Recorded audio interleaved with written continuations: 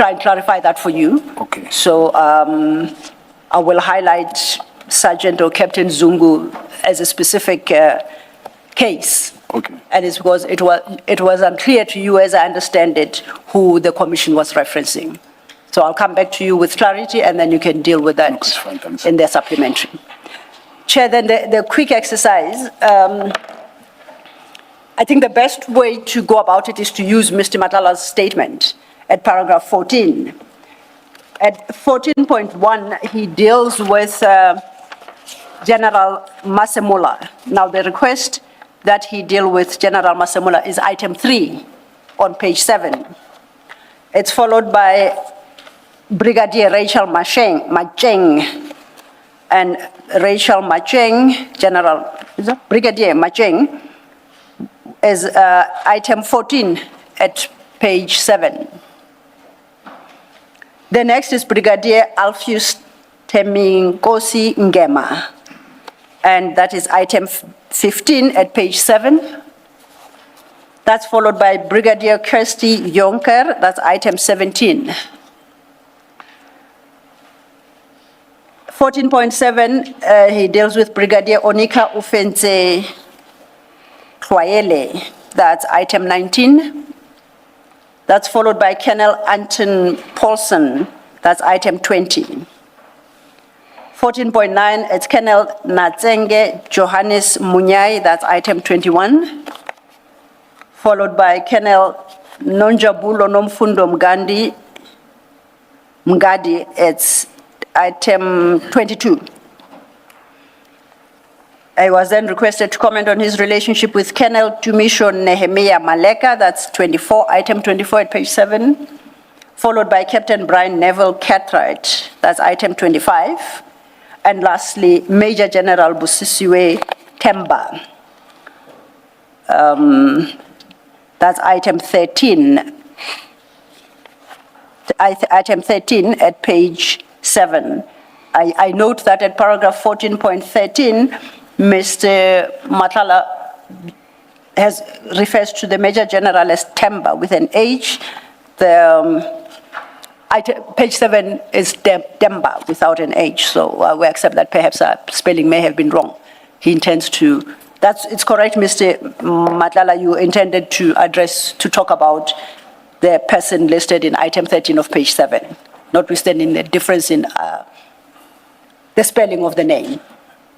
Honestly, I don't know his surname, so I don't know whether it's a spelling error or not. I don't know how to pronounce it.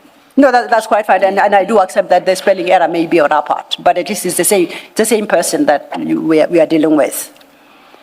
If we then, Chair, move to... Sorry, I think I missed two names. Did you include both items 23 and 24, Colonel Maleka and Lieutenant Colonel Maluleka? Yes, Nehemiah Maleka, whose 14.1 is included, is item 23. Oh, yeah. Yes. And 24? Maluleka, I had... Not. Maluleka is not listed, is not part of his paragraph 14. All right, thank you. Now, paragraph 15 then involves other persons, the first being Minister Senzo Mkhunu, and the request in that respect is item 1 of the page 7. The next is General Pashani.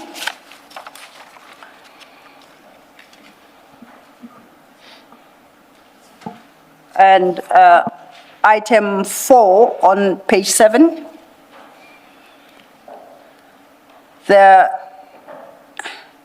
Thereafter, it's followed by Lieutenant General Mkhwanazi, that's item 6. And Lieutenant General Mulife Fani, that's item 7. And lastly, Major General Feroz Khan, that's item 11. So that would, on my estimation, leave, if we go then page 7, it will leave item 5, Lieutenant General Shadrach Sibia. It will leave out item 8, Lieutenant General Kosi Sintumule. Item 9, former General Sandra Tema. Item 10, Major General Lesija Sinona. Item 12, Major General Richard Shibiri. Item 16, Brigadier Patrick Netengwe.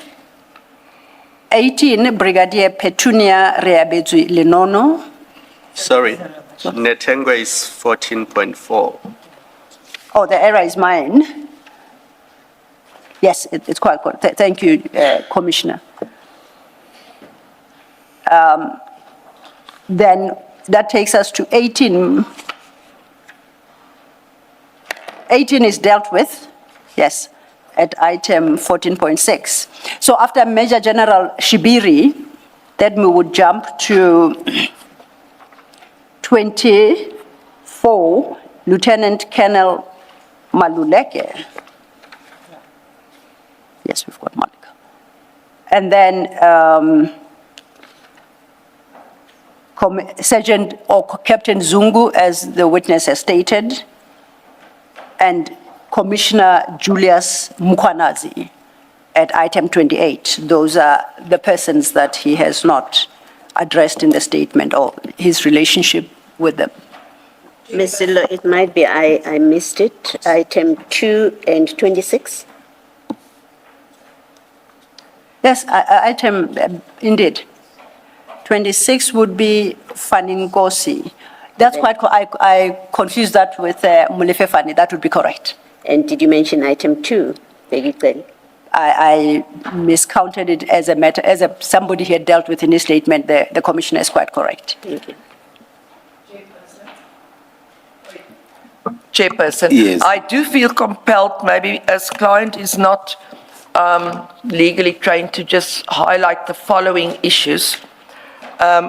In addition to what the client has said, I was not the deponent, or I didn't assist with the drafting of this affidavit, but I was consulted on issues relating thereto.